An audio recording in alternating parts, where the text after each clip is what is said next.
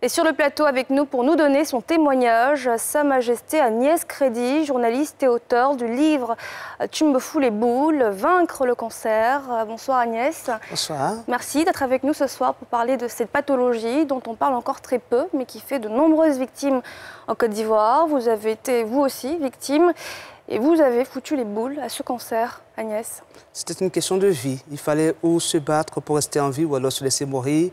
Et donc tué par ce sueur silencieux qui fait beaucoup de mal dans le corps des femmes, comme vous le dites bien. Le cancer du sein dans notre pays, c'est, selon le programme national de lutte contre le cancer, c'est à peu près 2500, 2600 femmes en 2018 touchées par le cancer avec 1300 décès, donc fait encore beaucoup trop de dégâts. Alors qu'ailleurs, pour des raisons qu'on sait, des raisons de prévention précoce, de dépistage précoce et de prise en charge médicalement bien assistée, comme c'est le cas chez nous d'ailleurs aussi, les femmes réussissent à en vivre parce que le cancer, il est bien démontré, tue certainement, peut tuer certainement, mais on peut aussi y échapper si les choses se font dans les bonnes conditions, parce que très tôt, on aurait pu les choses en main. Comment on y échappe justement?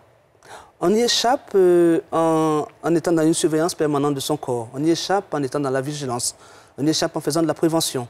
On y échappe en n'attendant pas de tomber malade pour aller voir le médecin. On y échappe en faisant un contrôle régulier. Et aujourd'hui, c'est ce que Octobre Rose nous enseigne à le faire, donc de manière presque régulière, pour ne pas dire régulière. L'autopalpation mammaire ou la palpation mammaire, le contrôle annuel ou la visite annuelle chez les gynécologues, ou alors la mammographie pour les femmes qui ont un peu plus de 45 ans, ou alors justement la palpation pour les femmes qui ont à partir de 25 ans et donc qui ont leur menstrué. Ça, c'est important de le faire parce que c'est la meilleure manière d'affronter le cancer, c'est déjà s'assurer qu'on peut l'éviter. Comment on l'évite, ce cancer? Quels sont les principaux facteurs de risque? Il y en a beaucoup. Il y en a qui sont d'ordre purement biologique et génétique liés donc à notre être femme. C'est donc produit de l'estrogène, donc la jeune femme qui a ses menstrues précocement, donc avant 10 ans ou avant 12 ans, et qui a la femme qui a sa ménopause tardivement, au-delà de 55 ans, donc produit pendant longtemps de l'estrogène, donc court les risques d'avoir un cancer. La femme qui fait un enfant au-delà de 35 ans, ou qui n'a pas d'enfant du tout, est dans une situation assez fragile et délicate. Et après, on ajoute à cela notre manière de vivre, la consommation d'alcool, de tabac, notre alimentation, manger un peu trop gras, un peu trop de viande rouge, un peu trop de charcuterie, un peu trop de pâtisserie, en fait un peu trop de tout. Ce sont les excès qui nuisent, mais surtout une vie inactive sur le plan sportif. Ne pas avoir d'activité sportive est aussi un facteur de risque. Donc ça nous invite dans la prévention à être dans la vigilance sur le plan alimentaire, dans la vigilance sur le plan physique en faisant du sport et puis surtout en allant voir son gynécologue ou son médecin de manière régulière. Comment vous l'avez découvert, votre cancer? Une autopalpation accidentelle, un geste qui sauve. On n'avait pas l'habitude, on a beau être journaliste, mais on n'est pas toujours bien informé des choses. Donc un jour, une palpation mammaire, et puis tout d'un coup, cette petite boule, insignifiant d'ailleurs, de la taille d'un petit pois. Fort heureusement, c'est encore tout petit. Et puis on déclenche une batterie d'analyses, on va voir les médecins, on finit par voir donc ce diagnostic fatal. On vous annonce un cancer alors que vous avez à peine 50 ans. Et vous êtes une survivante. Vous avez réussi à vaincre cette boule qui vous tuait de l'intérieur. On sait qu'aujourd'hui, la Côte d'Ivoire a un centre de radiothérapie qu'on a vu d'ailleurs, qu'on va voir tout à l'heure dans un reportage. Il n'y en avait pas à votre époque.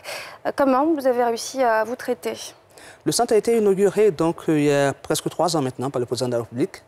Il est situé au CHU de Cocody, le centre de radiothérapie et d'oncologie médicale Alassane Ouattara, qui est donc situé au CHU de Cocody, qui a été inauguré il y a 3 ans. Moi, mon cancer a été détecté en 2000, il y a donc 5 ans aujourd'hui. C'est cela. Et donc j'ai dû me retrouver en France avec une prise en charge présidentielle pour justement aller me faire soigner parce que je n'ai pas fait la chimiothérapie. J'ai dû donc passer de la chirurgie à la radiothérapie et effectivement il n'y en avait pas ici à l'époque. Donc j'ai bénéficié de cet accompagnement financier qui m'a permis justement d'être aujourd'hui encore en vie.